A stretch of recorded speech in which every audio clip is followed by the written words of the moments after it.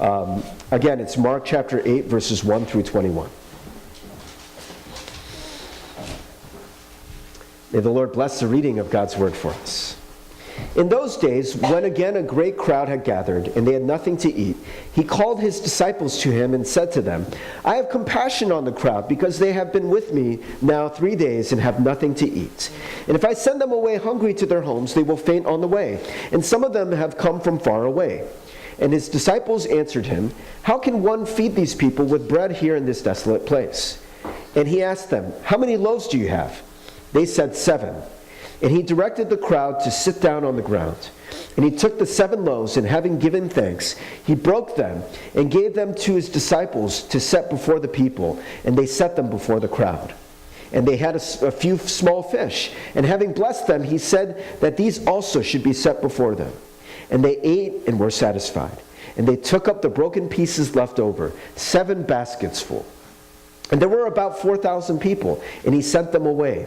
And immediately he got into the boat with his disciples and went to the district of Dalmanutha. The Pharisees came and began to argue with him, seeking from him a sign from heaven to test him. And he sighed deeply in his spirit and said, Why does this generation seek a sign? Truly I say to you, no sign will be given to this generation. And he left them, got into the boat again, and went to the other side. Now they had forgotten to bring bread, and they had only 1 loaf with them in the boat. And he cautioned them, saying, Watch out, beware of the leaven of the Pharisees and the leaven of Herod. And they began discussing with one another the fact that they had no bread. And Jesus, aware of this, said to them, Why are you discussing the fact that you have no bread? Do you not yet perceive or understand? Are your hearts hardened? Having eyes, do you not see? And having ears, do you not hear? And do you not remember? When I broke the 5 loaves for the 5,000, how many baskets full of broken pieces did you take up? They said to him, 12. And the 7 for the 4,000, how many baskets full of broken pieces did you take up? And they said to him, 7. And he said to them, Do you not yet understand? The word of God for the people of God. Thanks be to God. Amen. We are continuing in the story of Jesus. We're going through the entire book of Mark, and today's message is called Remember. There's lots of remembering and lots of forgetting in today's passage. And it makes me think about myself because I'm kind of strange, because I forget a lot of things. I'm very, very forgetful. Like I forget my keys. I forgot my iPad this morning. I actually put it in a bag. I looked in the bag that I put it in, and I looked around the house. I was asking the whole family, hey, did you see it? It was actually still in the bag. I guess I didn't look carefully enough, but I forget things all the time. And it's kind of weird because I have a crazy memory about some other things. You know, I can remember details about my life and details from movies that I've seen years ago. Maybe some of you are like this. You have selective memory. And by the way, friends, everybody has selective memory, right? You don't remember everything in life. You only remember certain things, right? For example, do you remember the last building you were in other than this church or your house? Do you remember what color the carpet was? You probably saw it. Do you remember if it was carpet? Maybe it was tile. Do you remember that?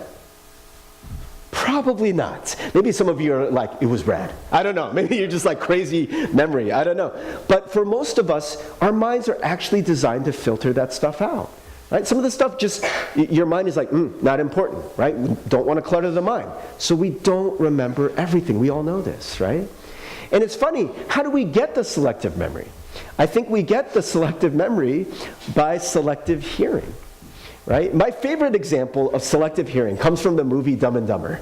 Have you guys seen this movie? It's really dumb, like the title, right? It's just Dumb and Dumber. It's a really dumb movie. But there's this scene where this guy, like basically he's chasing this woman across the country trying to give her a briefcase. And he falls in love with her just from the one time that he met her. Right? And he imagines like this life together, what it's going to be like. And when he finally meets her, returns the briefcase, he says to her like, hey, you know, I just really, you know, I love you and all this stuff. And she's like, what? What are you talking about? Like, we just met.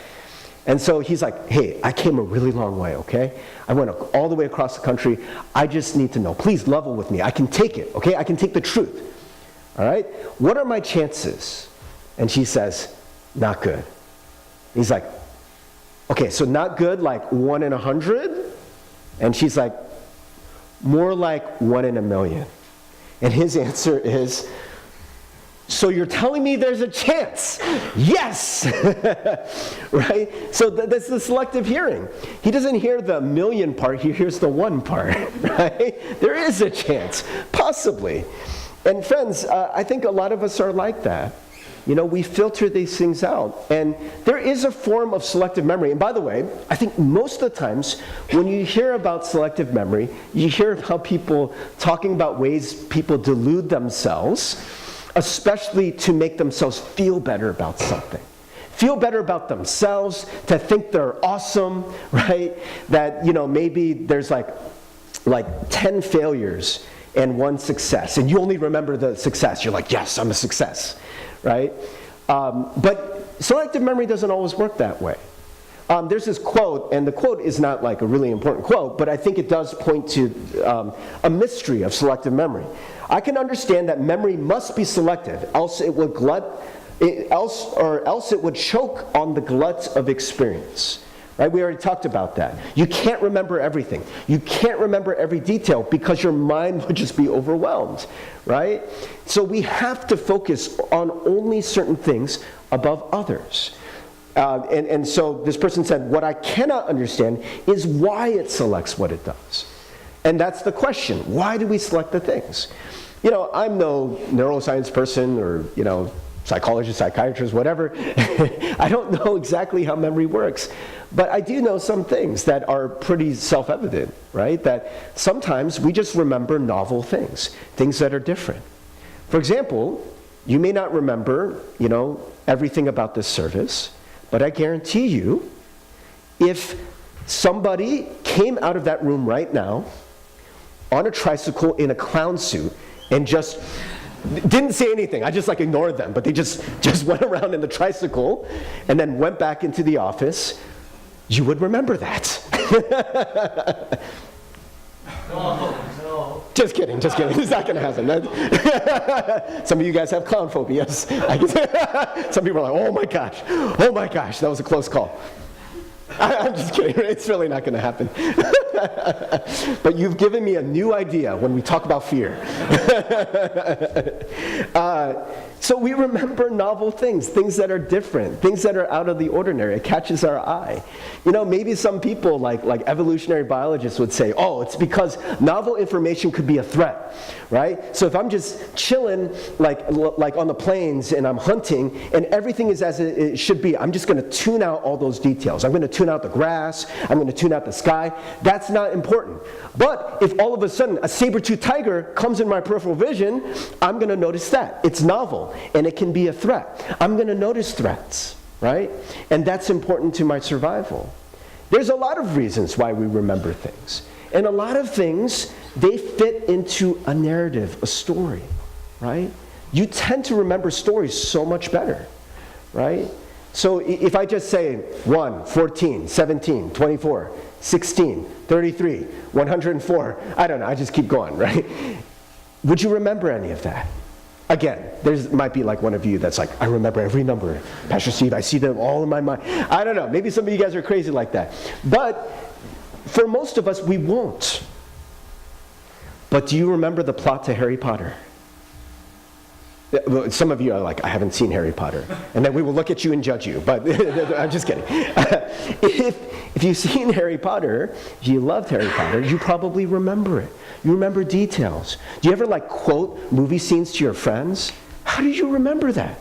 How did I remember you're saying there's a chance, right? There's a story that gets fit in, and our minds are meant to be meaning-making machines. We're always trying to find meanings, right? Again, and maybe the evolutionary biologist would say, yeah, because if you can find meaning in things, that's going to help you survive. I don't know. Maybe they would say that. But what I know is that a lot of the way that our memory works, we remember novel information that is key to our survival. especially if there's pain, a threat. If those things are threatening us, we're going to remember it. And we're going to remember things that fit into a story, right? Now, friends, we talked about, that, again, a lot of times people talk about selective memory and the way that you fool yourself. Like, I'm awesome. I'm only going to remember awesome things. But I also think selective memory works the other way. You remember ways that you're not awesome.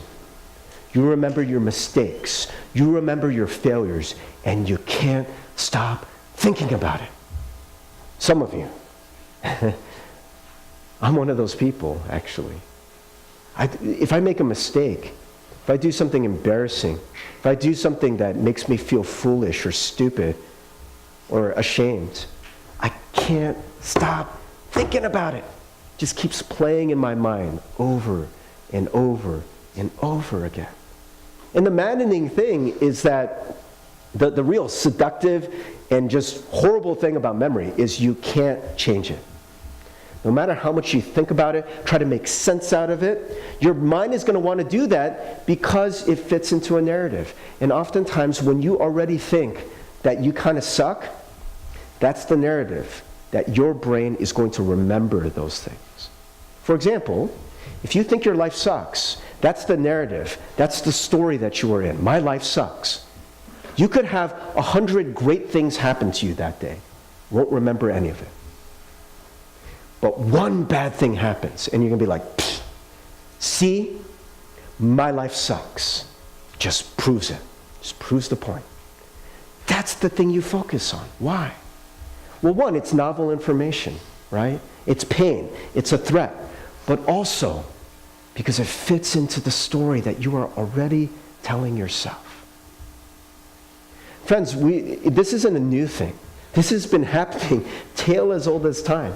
People remember things, people forget things, and sometimes people remember things wrongly, but it fits into the story. You're going to see this in the story of the disciples. This is it's a very cool story to me, because it's a story that we've already heard before, but there's a point to us hearing it again. Right? Does this sound familiar? We were talking about memory and all those things. You guys remember talking about this before? There's a very, very similar story that happened only 2 chapters ago. Right? It's called the feeding of the, how many? Anyone know? Anyone remember? 5,000, right? How many people got fed today in this story? 4,000, right? They're different stories. It happened twice. Right? And that's going to be important. Okay, so let's take a look at the story. In those days, when again, so the gospel writer, Mark, is doing us a favor, trying to remind you, again, this happened before, okay? When again a great crowd had gathered, and they had nothing to eat, he called his disciples to him and said to them, I have compassion on the crowd, because they have been with me now 3 days and have nothing to eat. And if I send them away hungry to their homes, they will faint on the way. And some of them have come from far away. And his disciples answered him, how can one feed these people with bread here in this desolate place? Remember, they were there, right? It wasn't that long ago. Only 2 chapters ago. I don't know. Maybe it was like a couple weeks in Jesus' time. But it wasn't that long ago. Jesus' ministry was only 3 years, right? So it happened within a span of probably, a year. It just happened. And yet, they're like, Jesus, is impossible. We can't feed all these people, right? And he asked them, how many loaves do you have? They said 7. So by the way, odds are a little better this time, right? So last time, 5,000 people, how many loaves? Anyone remember? 5, yes. 5 loaves for 5,000. Now we have 4,000, but 7 loaves.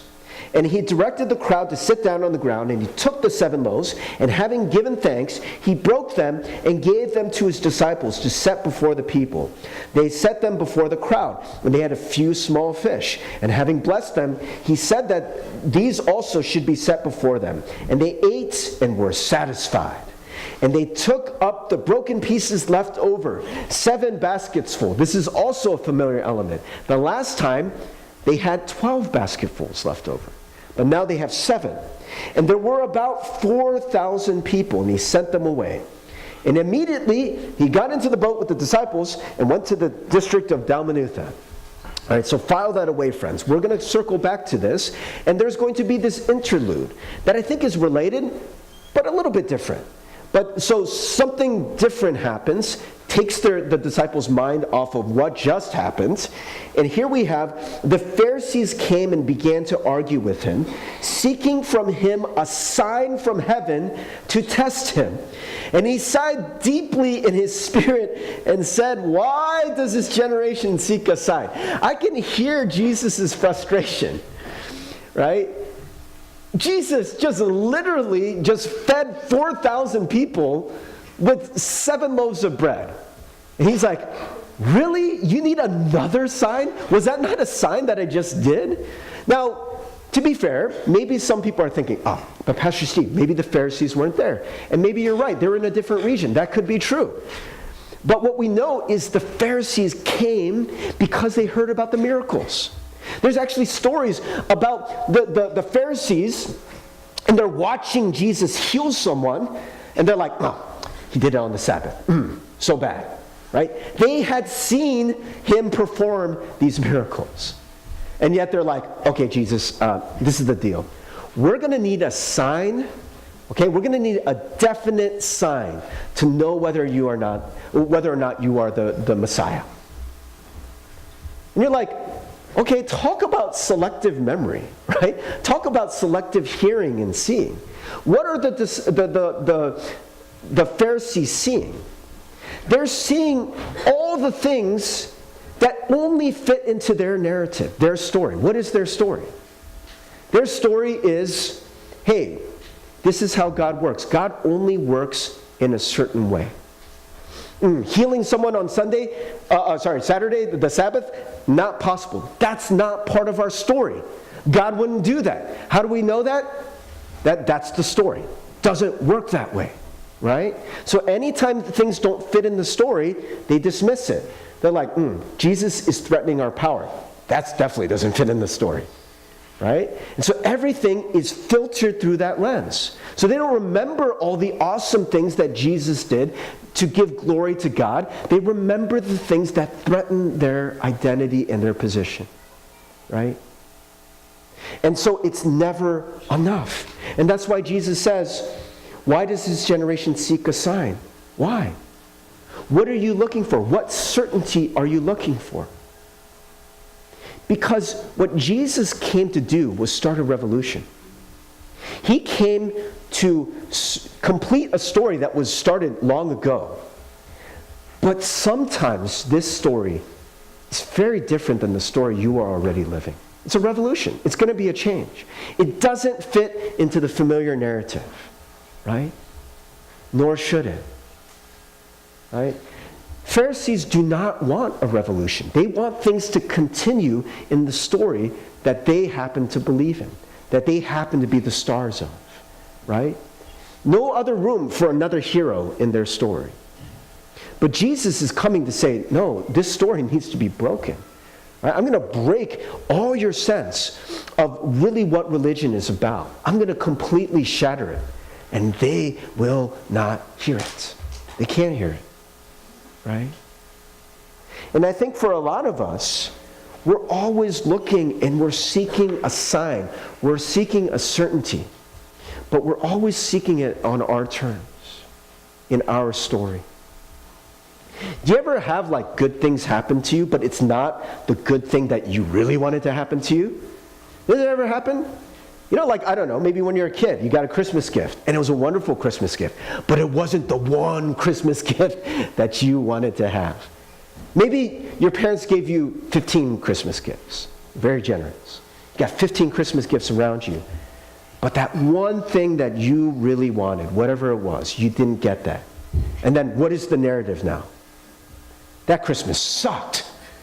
Man, my Christmas was terrible. I didn't get anything. Like, you didn't get anything? You got 15 gifts, man. Yeah, but I didn't get that one thing. Does that ever happen to you? You know, you're trying to like get some promotion, or you're trying to get into some school. You don't get it. But everything else in your life is actually going pretty awesome. You live in America, there's no bombs around you, you have food, right? You get an education, right? You got friends, you got family, like it's a sunny day. There's lots of good things going for you, but I didn't get into that school. My life sucks. Really, does your life suck?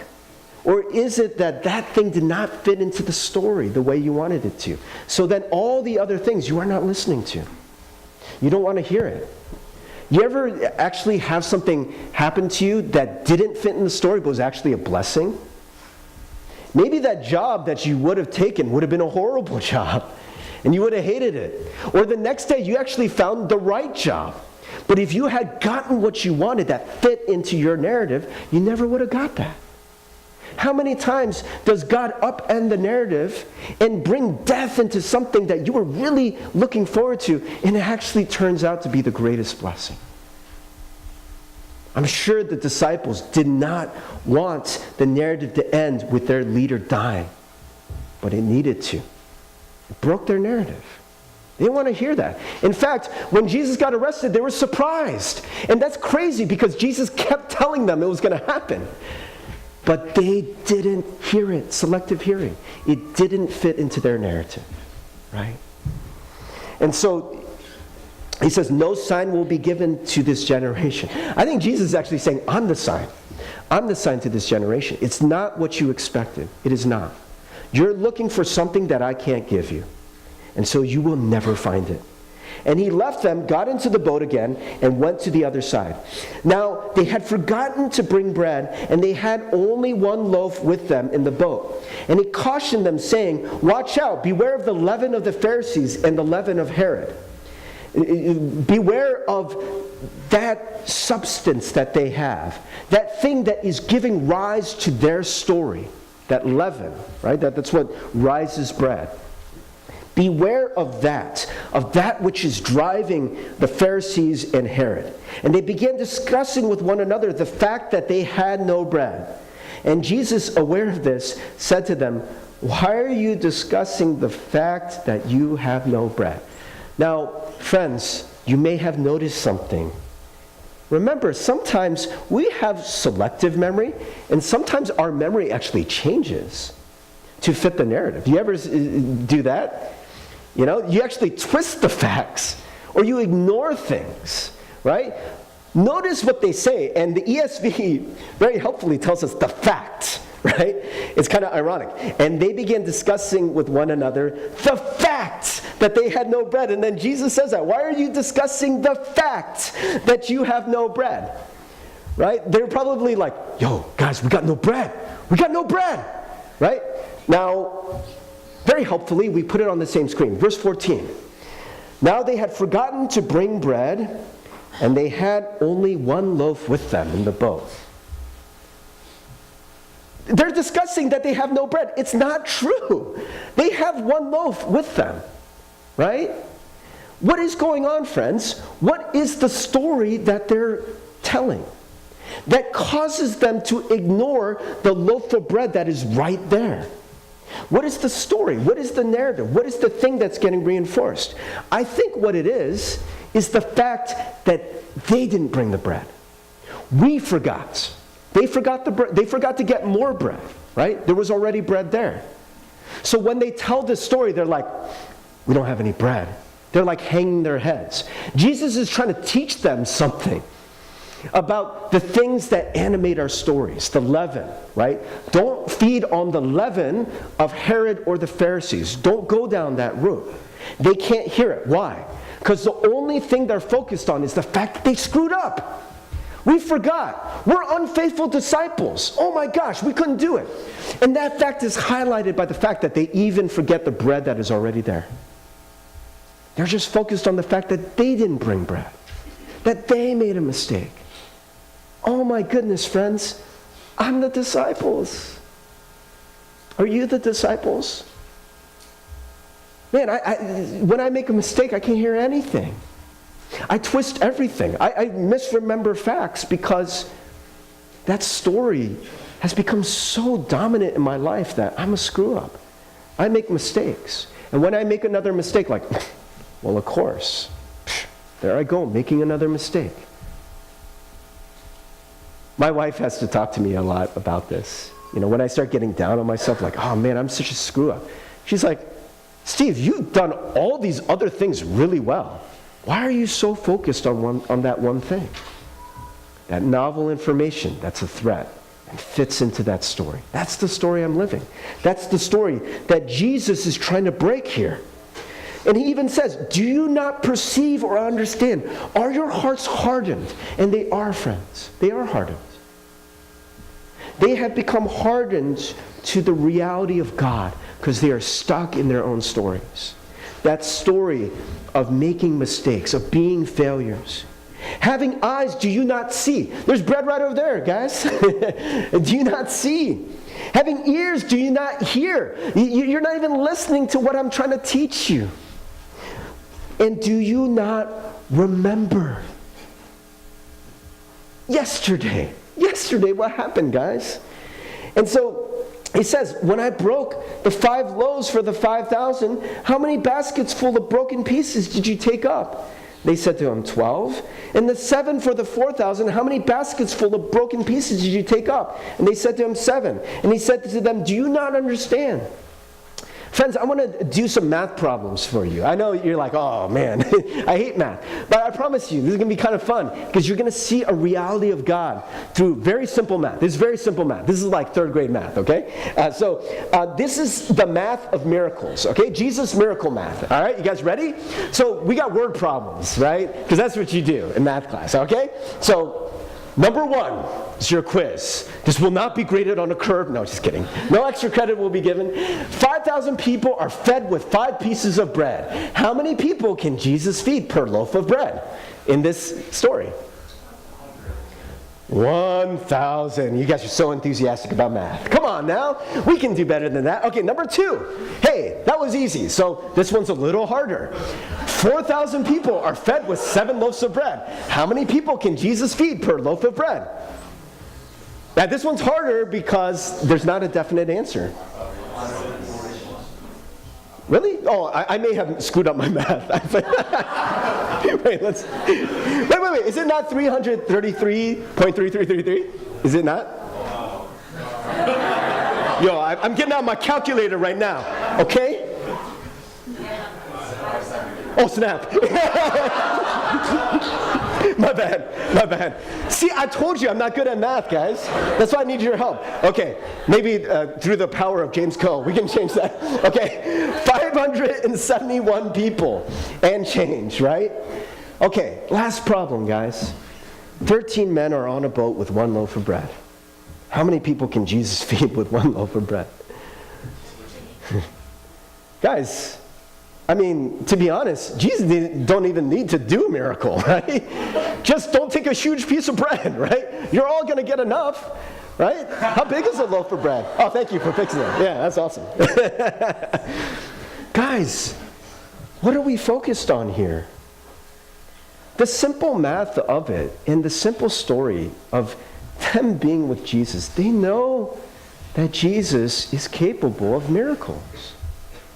But they're not focused on Jesus at all, are they? And by the way, I put an asterisk there. Because it's not just that he fed 1,000 people, but what does Jesus have them pay attention to when he asked them? Let's actually go back. Go back 1 slide. Does he ask them? He said, when I broke the 5 loaves for the 5,000, how many baskets full of broken pieces did you take up? How many did we have left over? 12. 12 whole baskets.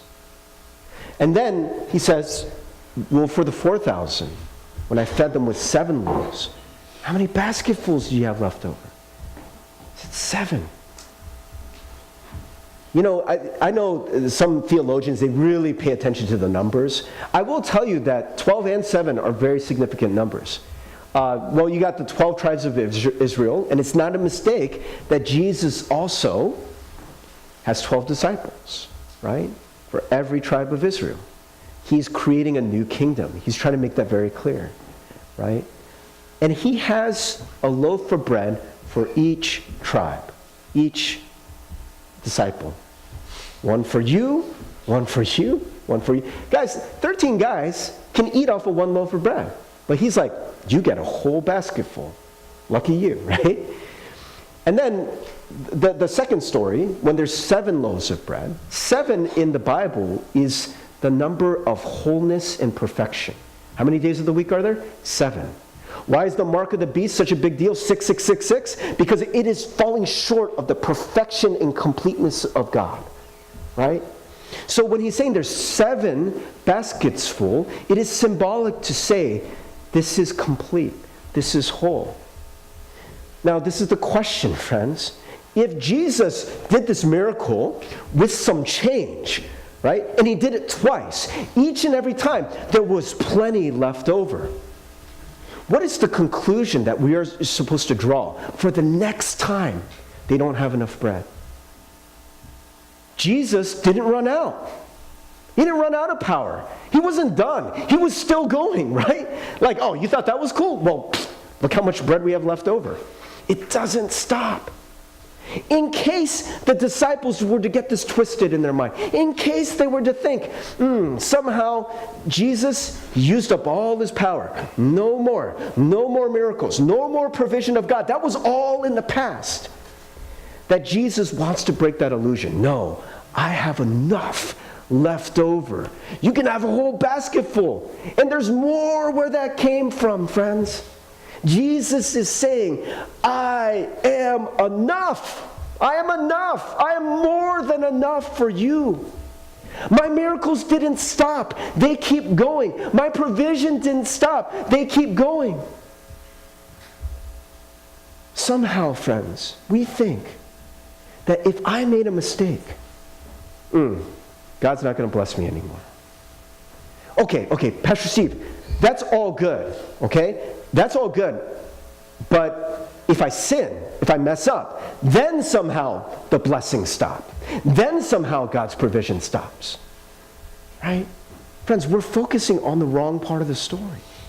We're focusing on our mistake when we should be focusing on the provision of God. So what about for you? Do you think that God's provision for you has run out somehow? When you make a mistake, do you think somehow God's grace has run out? I remember there was this group called Caedmon's Call that I really liked in college. And they had this song. It was kind of a weird song. It was like on their B-sides. It never got released to the public. Caedmon's Call, I don't know. It's been a few years, but they had that song, God of Wonders.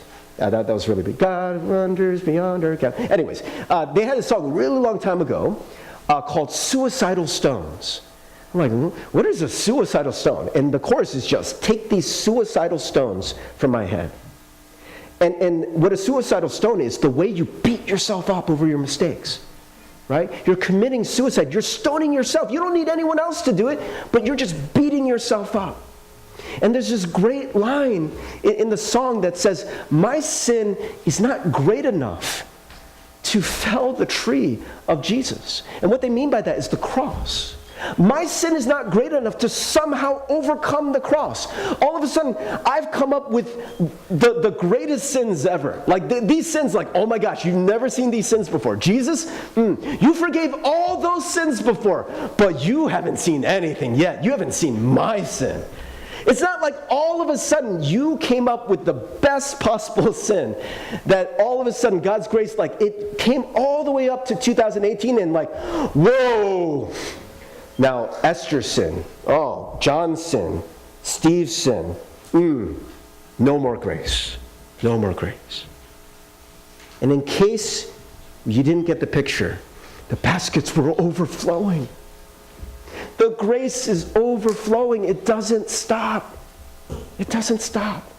His faithfulness does not stop when you make a mistake. And so, friends, the key is to remember. We went on this retreat last weekend, and we had a passage that we read in the morning for the devotion. And I actually wanted to pull up this passage because I think it's very, very relevant to what we're talking about right now. This is Lamentations chapter 3, verses 19 through 22.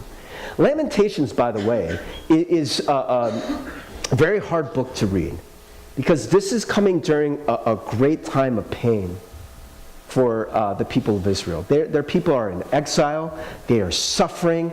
They are not a happy people, and they are crying out to God. And so in verse 19, he says, remember my affliction and my wanderings, the wormwood and the gall. And so this person is saying to God, God, remember how miserable I am. And then he says, well, because I remember. My soul continually remembers it and is bowed down within me. Friends, there is something to be said about self-reflection. You know, I don't think self-reflection is bad. Especially if you're like, oh, I'm awesome all the time and I don't make any mistakes, and you somehow filter out all the mistakes you make. That's called a sociopath, friends. You're going to wreck a lot of lives that way, right? You're going to do a lot of damage. That's not good. You should be somewhat self-reflective. It's important. But some of us, it's not just self-reflection. It is a suicidal stone. You're bashing against your head again and again and again. My soul continually remembers it and is bowed down within me. So the soul is just, it's like racked with all of this guilt and shame, just remembering the horrible things again and again and again and again and again and again. What are we focusing on, friends? Why do we do that? We do it because it feels like a threat. It definitely is a threat. And it fits into the story that we believe. That somehow we're less than.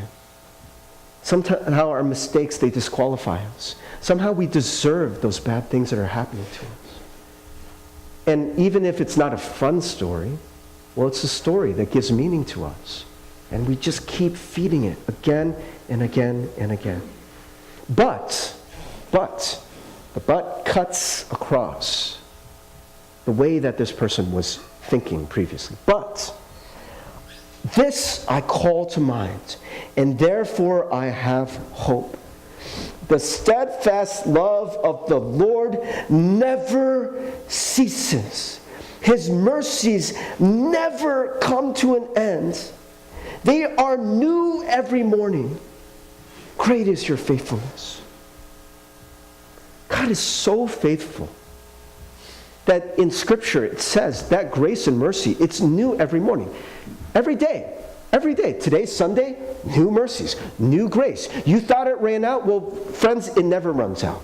And it's new every morning. It's new. You're going to get more. You're going to get more and more and more. Every mistake you've ever made, it's there for you. That grace and mercy is there for you. And the passage ends with verse 24. Actually, we went further than 19 through 22. It says, the Lord is my portion, says my soul. Therefore I will hope in him. Well, what does that mean? The Lord is my portion. That is another way of saying the Lord is enough. The Lord is enough. I'm going to rest in him. Friends, remembering is such an important thing in the Christian life. It's actually what we do once a month. We do communion. And once a month, we retell that story about the bread being broken, right? And maybe Jesus wanted this to be more like memorable, so he made it visual. He got bread and he broke it. You could see the crumbs falling, right? And then he takes the cup and he lifts it up. And then he has them eat it. He said, this is my body which is broken for you. Taste it. Taste the sweetness of the bread. Drink the sweetness of, well, it would have been wine in that case, but, taste this cup. It's good. It's good stuff. Remember what I've done for you. And Christians, when they would meet, they would always do this. Why would they always do it? Because they need to remember. Friends, we are a forgetful people. But the reality is that we have a God whose faithfulness never runs out. And his story will start to become your story. Now, I'm not saying that you should aim to keep making mistakes again and again and again. I mean, that's not good for anyone, right? I mean, it's just, like if there's something in your house, like a low-hanging ceiling, and you hit your head on it, and it really hurts, you have a wicked headache, you have to get stitches, by all means, don't keep hitting your head against it, okay? But God's healthcare plan will be always there for you if you do. Even if you do. He'll always be there to repair you, to fix you back up. Not one day he's not going to be like, man, you blew it so bad. That's never going to happen. His grace is always there. And friends, only by starting to focus and remember more who God is, can we then start to live into his story instead of our stories of mistakes and failures. Do you hear that, brothers and sisters? When we start to remember that story more, of what Jesus did for us on that cross. He died. His body was broken like that bread. And his blood flowed like that wine.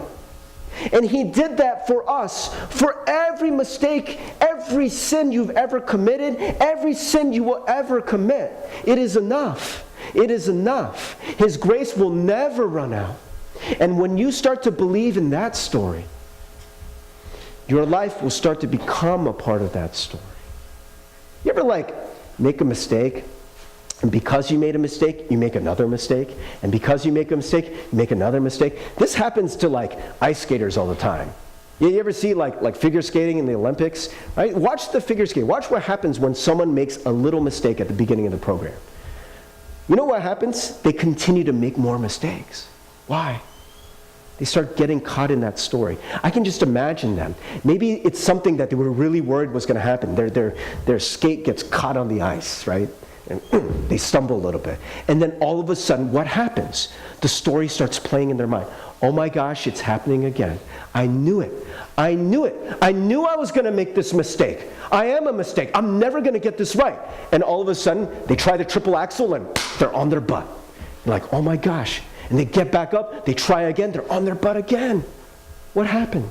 They're living that story of failure. When you start living the story of grace, when you start living the story of your new identity in Christ, not only did he die for you, it's not just to make you feel better, friends, it's to make you a part of a better story. A new identity. You are not a mistake, you are a child of God. And you are a child of God because God loved you so much to make you a part of that story. He adopted you, friends. You're a part of the greater story. You are a part of the story of a God who is infinite and who is enough and whose grace and mercy will never run out. And we need to live from that. Can you imagine what that would look like? Because, by the way, friends, if you're part of that story, you will still make a mistake. You will. Because you haven't arrived yet. We haven't arrived to the end of the story. But when you make the mistake then, you can make that mistake knowing the truth that God's grace is available for you. Hey, I'm not a mistake. I made a mistake. But I am a child of God. I can rest in this grace. I can live a better story. And you don't need to have that dwell over you. Friends, we need to remember that again and again and again till it sinks in. Can we have the praise team come up? And I just want us to think and pray.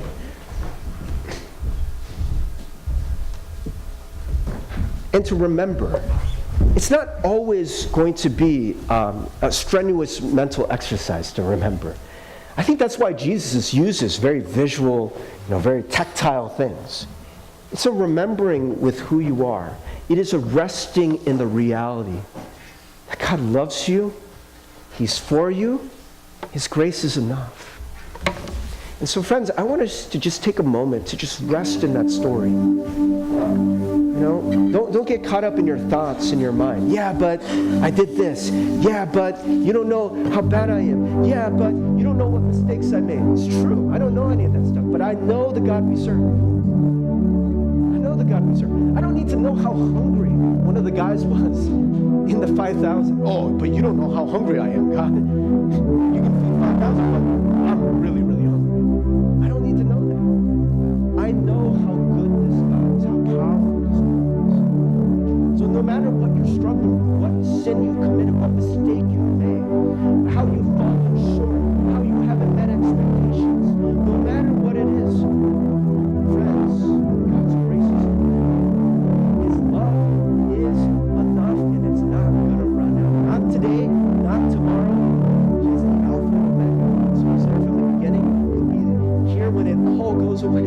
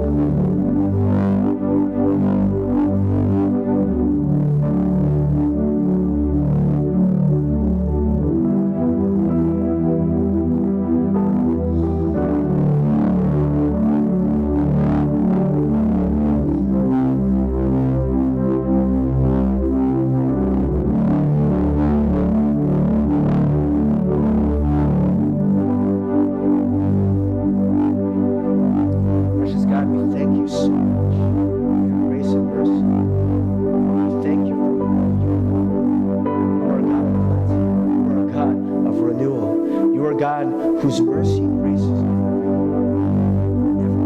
never ceases. Thank you, God, for wanting to make us a part of this better story. One that is not defined by our